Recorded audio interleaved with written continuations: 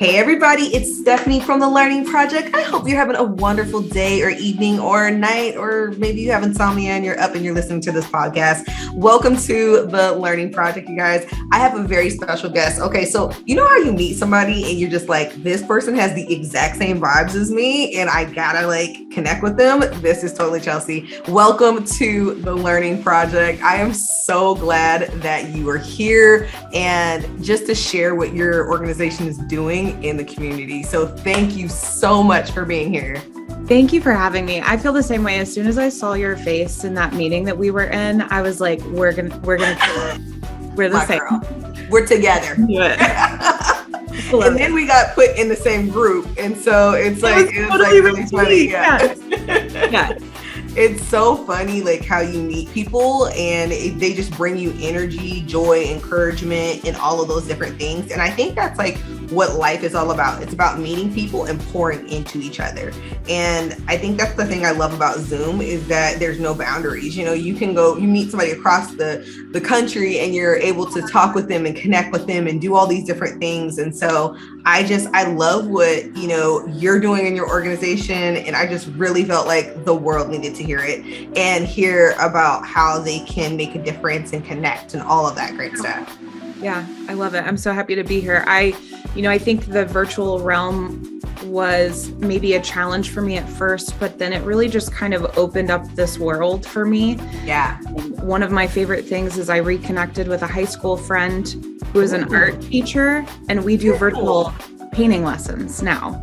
And it's almost like art therapy. And we have just been able to reconnect. We've been doing them for about a year now.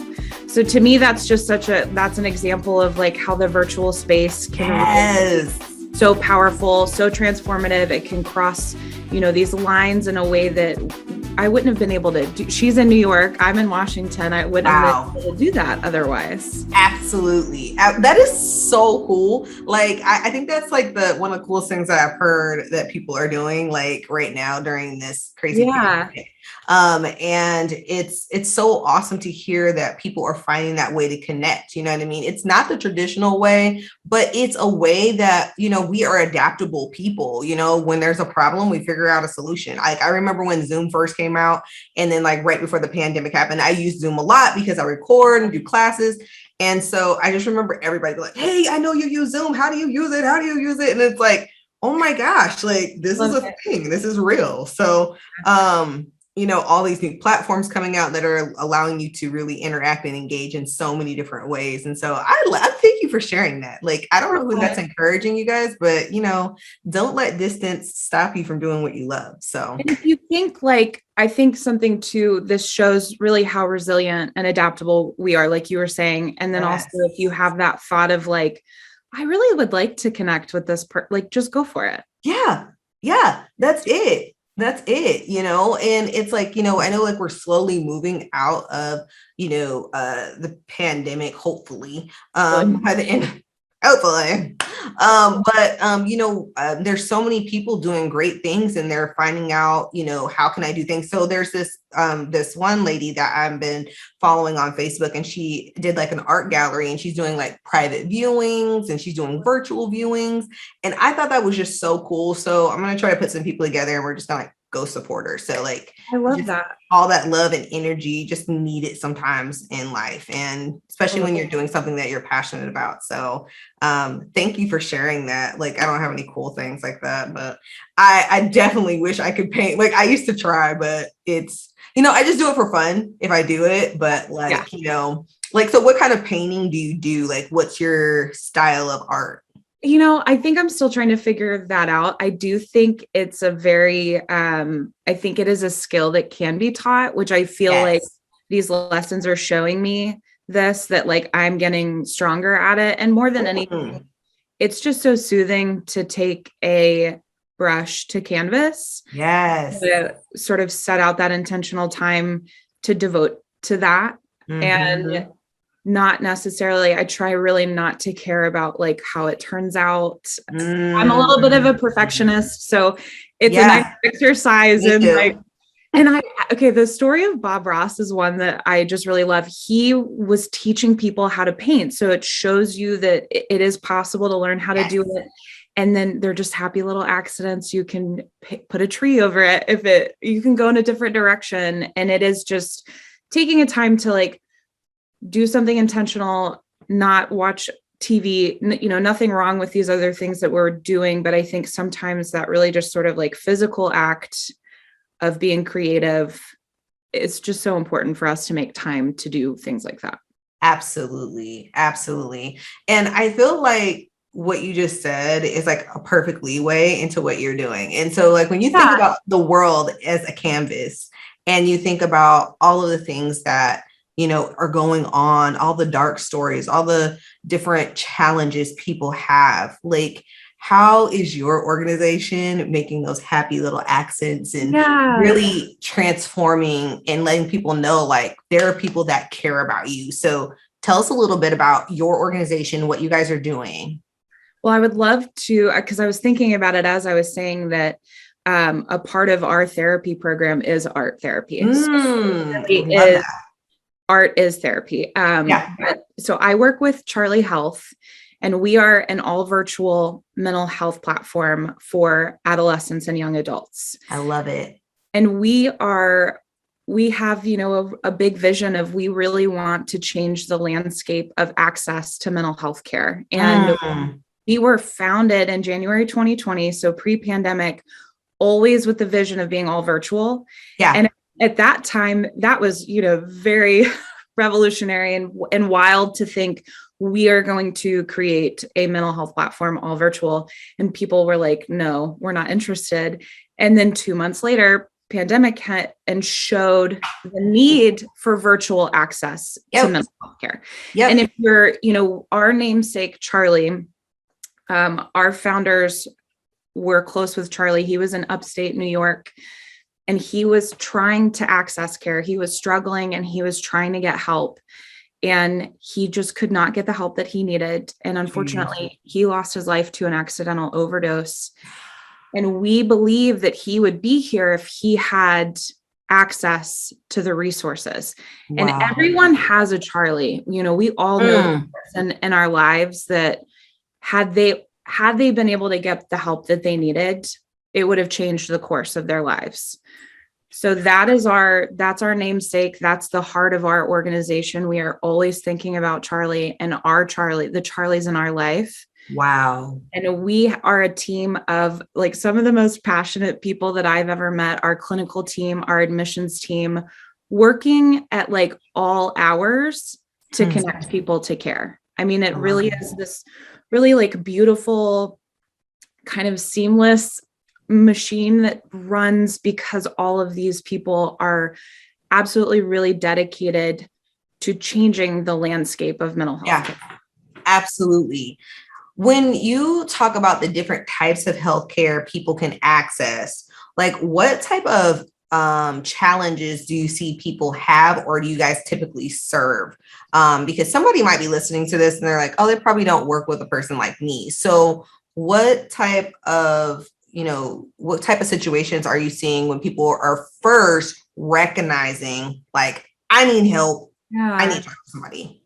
Well, we really want to be preventative.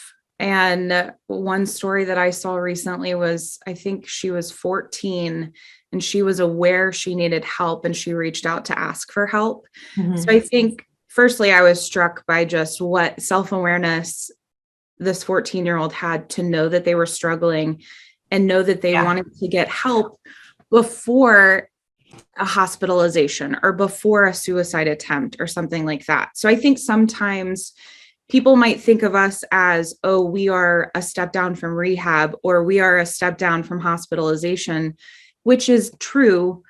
But also we want to be a part of that care before it gets to that point. We don't want it to get to that point. Or, maybe if... So true. Because you can't go to the ER and say, like, I'm really struggling, I need help.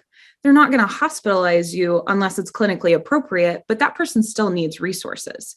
And right now, the biggest barrier that we're seeing, and it was a problem pre-COVID, it's so exacerbated now, but everyone has a wait list. Everyone has a wait list. It's so impossible. That is so real right now. Like I was telling somebody, like, they're talking a lot about how hospitals, hospitals are so filled, they can't, meet all the demands. This has been a thing. This is not something new, and not to dim light on what's going on with COVID. That's not what I'm saying.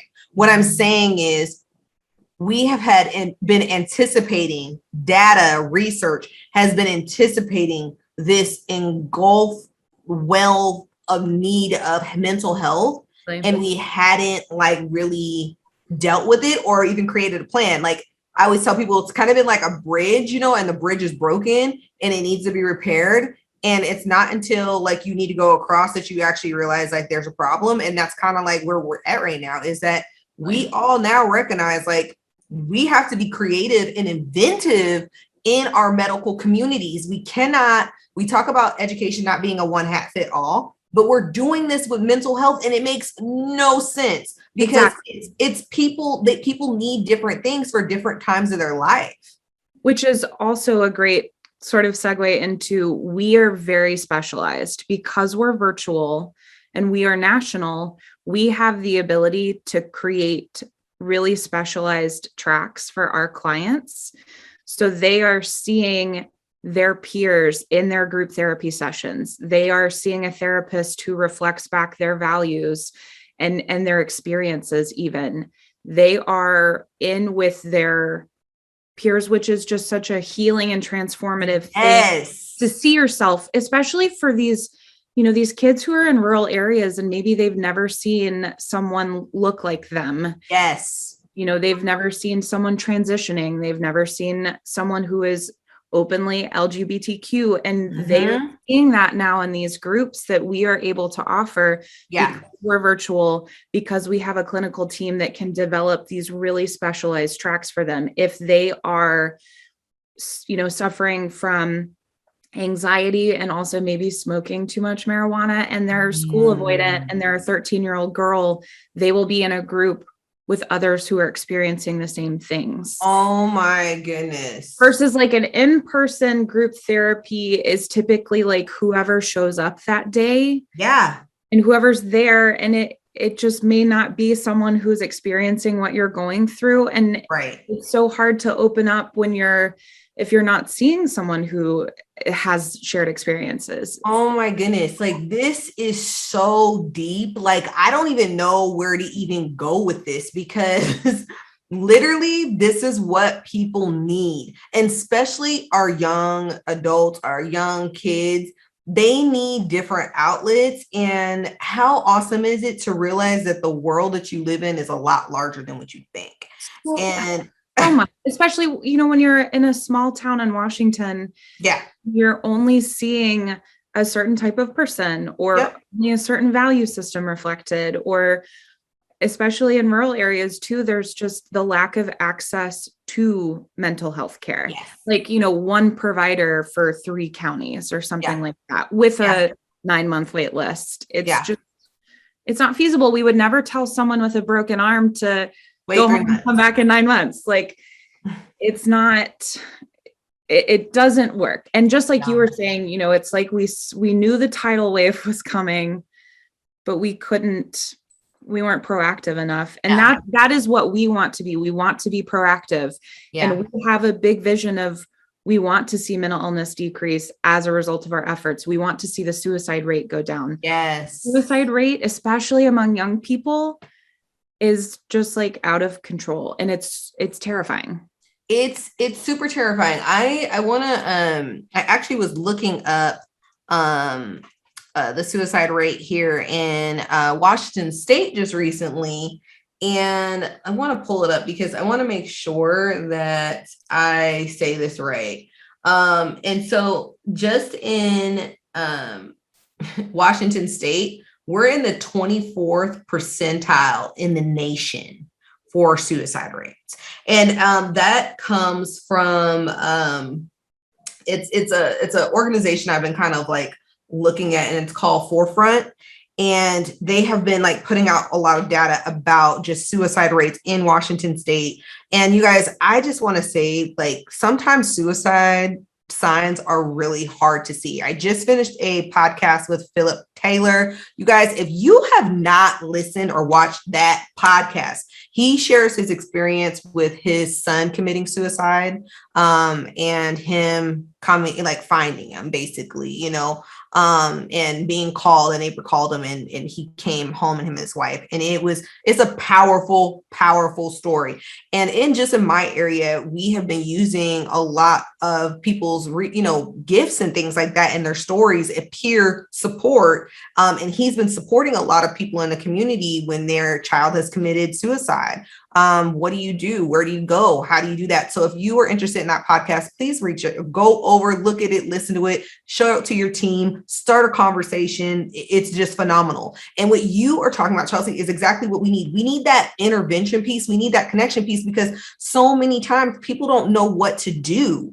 And so if a person sees that their child is going through suicidal tendencies and they're not sure, they're dealing with confidence issues, or they're not feeling connected, what's the first step a person needs to do to help get their child help? Because every single time you say the word help, people hate that because it sounds vulnerable. It sounds weak or whatever, but that's really what they need. They need somebody to be vulnerable with and to be open with and communicate what they're feeling. And if they can't communicate it, how can they communicate it? Can it be through art, words, music, movement?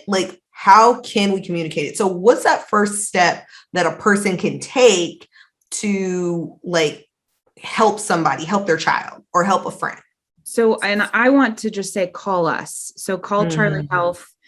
We have no wait list. We are so committed to making sure everyone who needs it has access to the care that they need. So our program is, this is not for just the person who is needing once a week or every other week counseling, which by the way, someone who is experiencing suicide ideation, they do need something a little bit more intensive. And that's just the truth. When a person is in crisis, once a week, every other week, or once a month counseling is not enough. It's just not. So our program, the way that we want, again, to be that preventative piece, if you know that your child is having ideation or showing some of those symptoms, change in appetite, increased sleep, despondency, lack of attention. It looks like so many different things. But that first step of asking, what is available? And it takes courage to do that. It takes courage to say, there's something going on here. What can I do? But that courage of saying, what can we do? What are our options? Is the step between maybe preventing ultimately suicide happening. So taking that first step of saying something is wrong. What can we do? Yeah. And our program, we could have them in as quickly as 24 to 48 hours, really as quickly as they will move, because I think that is another component, is moving quickly. Yes. Again, why these long wait lists don't work for someone who is experiencing active suicide ideation. 9 months is not feasible for them to wait for the help that they need. That's too late. It's too late. It doesn't work. Yeah. So our program, just the immediacy of getting the resources, and we can have them in our group therapy sessions, I've seen it sometimes happen in the same day. It's so quick, especially with youth that we have, and we serve youth and young adults. So our age range is 11 to 30. Oh, and wonderful.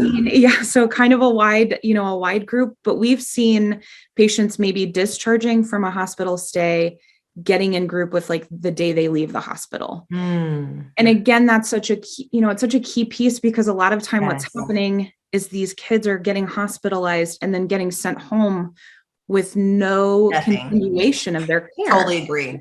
And our program, it is intensive. It's about 11 hours of therapy per week, which I know a lot of people also might think, wow, that's a lot. But if you were in a car accident, you would have physical therapy for months. That part.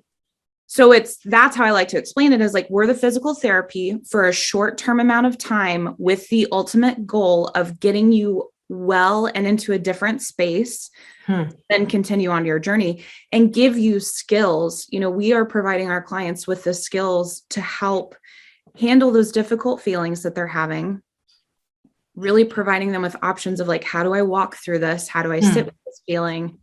How do I understand this? All of our therapists are trauma informed. We are using evidence-based therapies like dialectical behavior therapy, cognitive EMDR. So they have these options of like whatever works best for them. They will be in that group with that therapist specialty. Yep. And then that component of then maybe they're just kind of the way that the groups look. So they're in groups 3 times per week. Yeah. So 3 hours, 3 times per week. They also have access to individual therapy while they're in our program, as well as family therapy. Wow. Because family participation is such a huge indicator also. Yes. Because it's not just your 12-year-old experiencing this is not just insular to them experiencing it. It becomes a family-wide issue. And absolutely. So they have access to all of that. And the way that the groups will look, it again depends on like what their track is.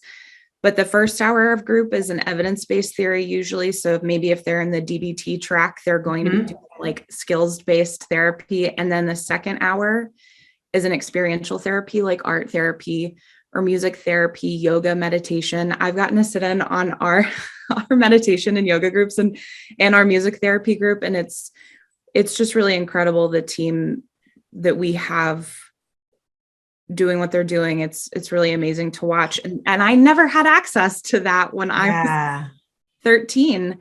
Like, I think about it, it's so personal to me because of the experiences that I had. But if I would have had access to something like this, I turned out okay, but I could have avoided several years. Yeah.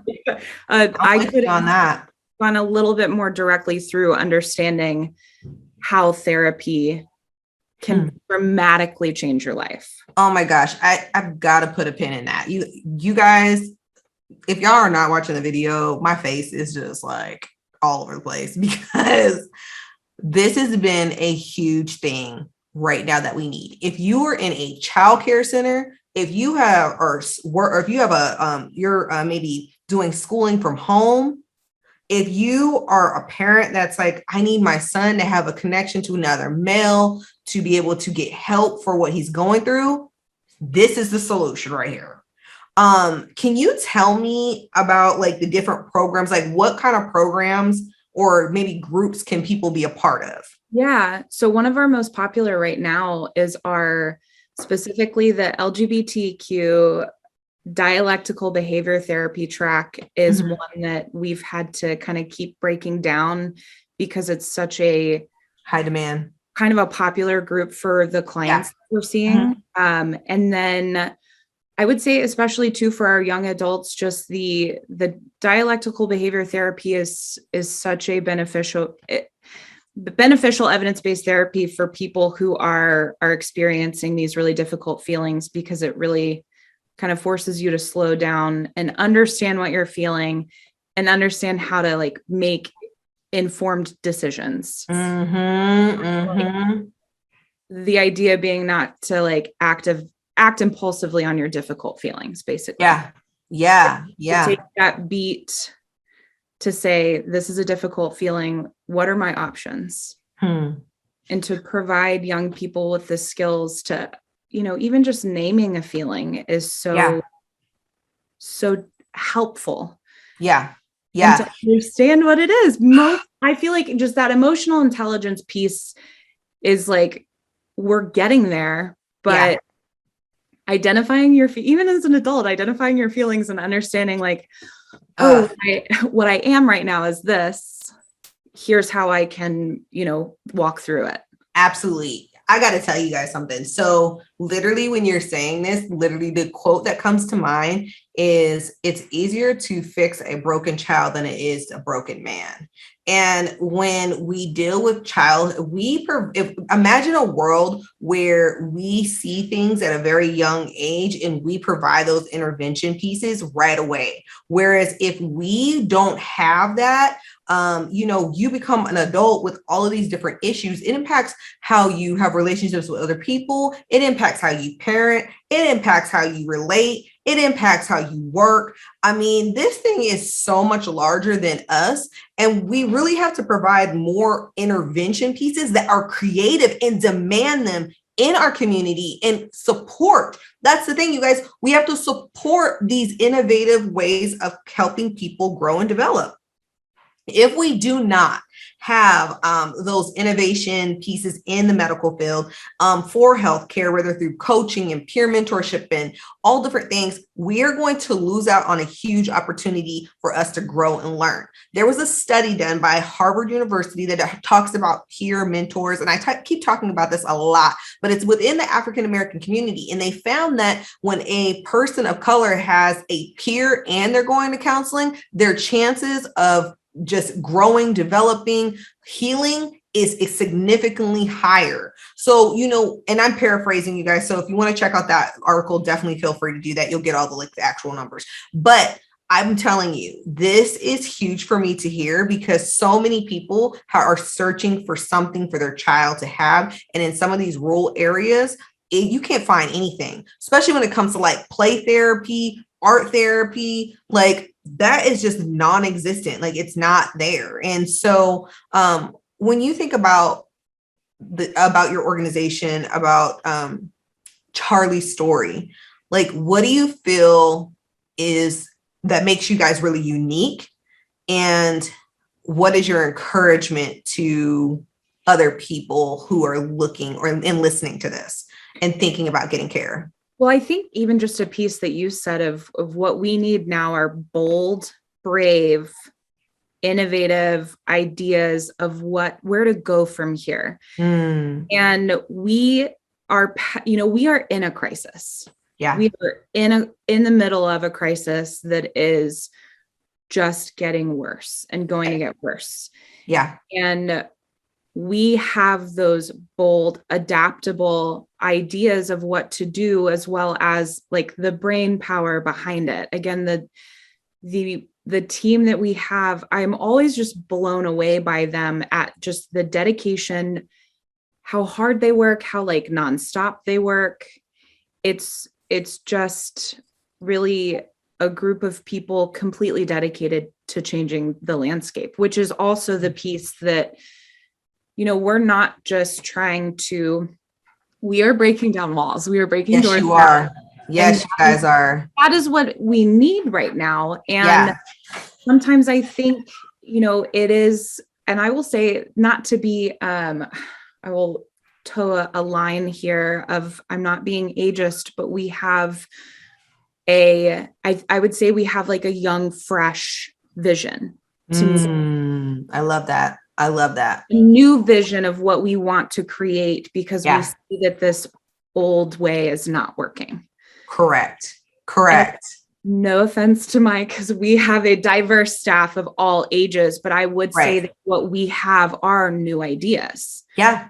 So we are committed to, I love seeing that like our team is like ready to put their battle gear on to go to battle and break the walls down. Like we're so committed, so passionate about our mission, because we know what the alternative is. And I struggle to live in a world where 12-year-olds feel like they can't live in it.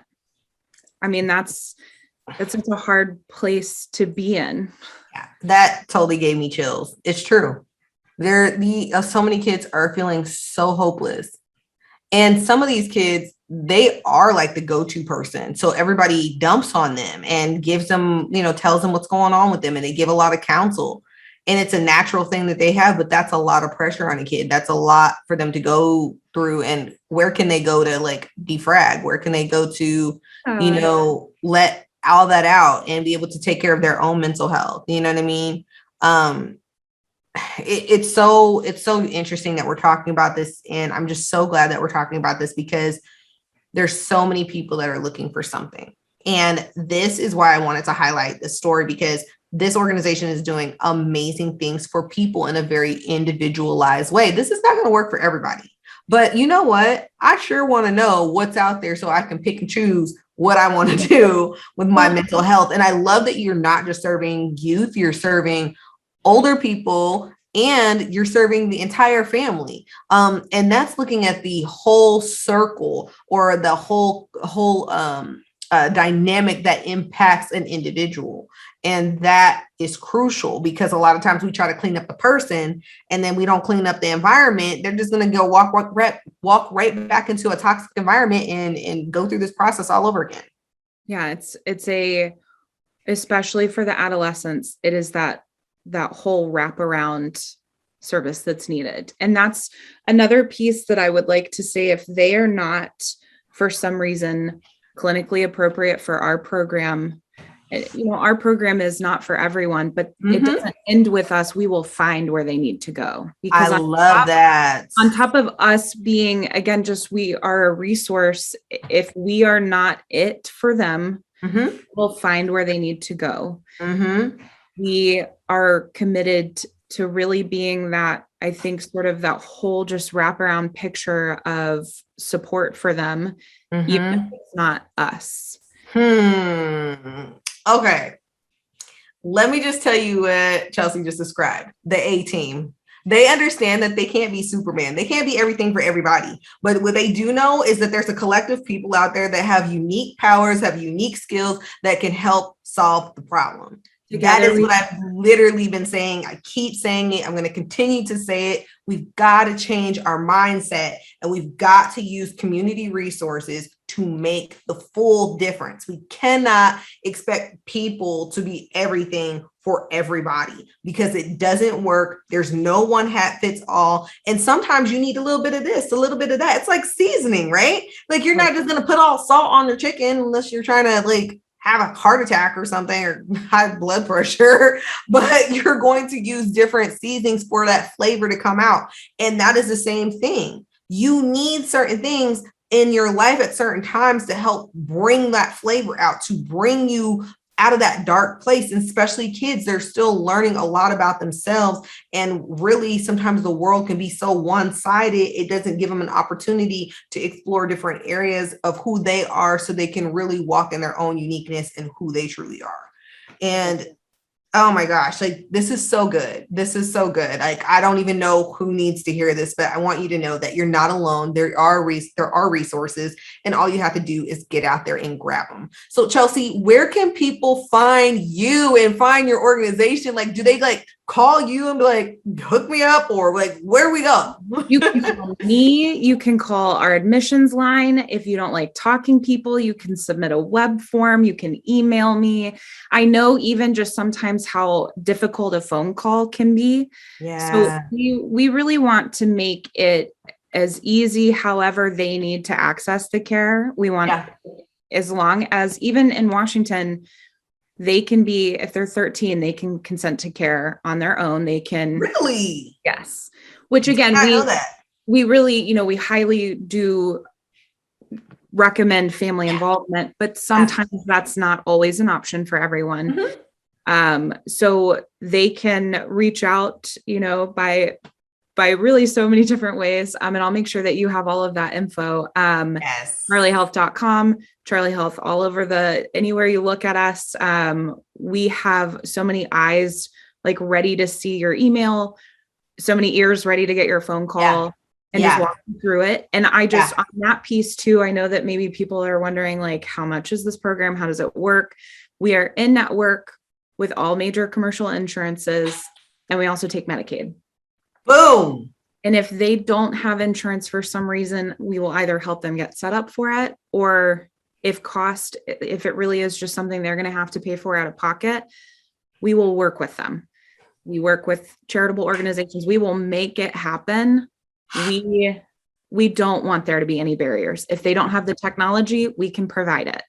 Oh my gosh. We will. One of my favorite stories was there was an adolescent who was in art therapy and didn't have access to getting the supplies that they need. So our clinical team sent the supplies, just put a little kit together.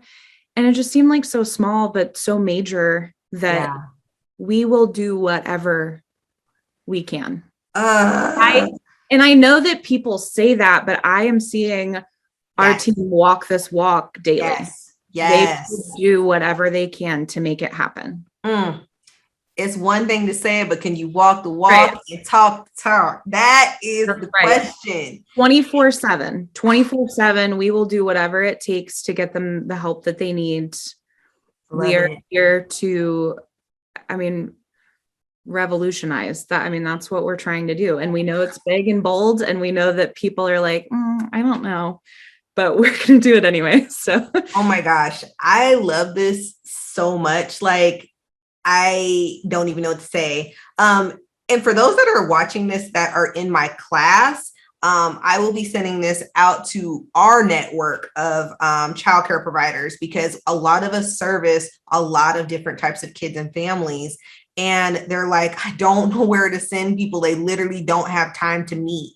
And so like, what are your, like, I just want to, just for those that are probably maybe asking, like, your hours, like, are you guys like a 9 to 5, or are you guys like, weekends? Like, what do your hours look like, and how do you make sure that you're able to connect with your people? There is always someone available to answer a question, basically. Love it. If I get a call from you at 8:00 and you have a question, I'm going to answer it for you. Awesome. And our clinical team is like, some of them are on call 24/7, just in that piece of like, if there's a safety issue that happens, they have a plan. So truly, like, someone is aware of what's going on, basically, like, always. Oh my gosh. Okay, you guys, no excuses. Go out there, spread the word, share. You guys, we are going to have so many more podcast series that are really talking about resources that are local, grassroots. You guys know I'm all about that grassroots.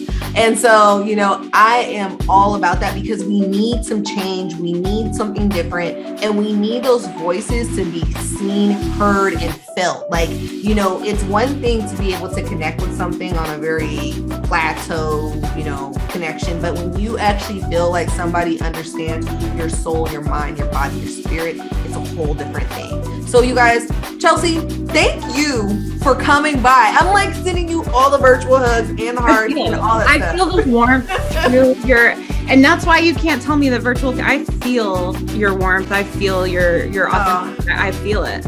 I'm so glad. Like, I'm so excited about this, like, being able to share this resource with everybody.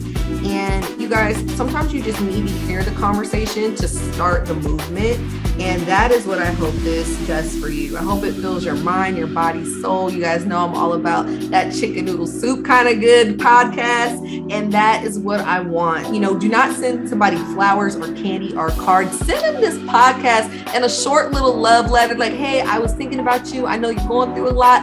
Got you, girl. Like, check this out. I really think this can help you. You guys, send something that is going to touch people's mind, body, soul, spirit. And you guys, I hope the Learning Project Network is doing that for you. Chelsey, again, thank you so much for being here. You guys, thank you so much for listening. And don't worry if you're driving or if you're, doing something else, listening to this podcast. All of the information is right below, so you can connect with Chelsey. And go ahead and check out all of our social media platforms. You guys, we're going to be having this on YouTube, on Spotify, on Instagram. We're going to be on TikTok. We're going to have all these different platforms that you can listen to the snippets of this podcast. So spread the word and spread the love. Talk to you soon, you guys. Bye.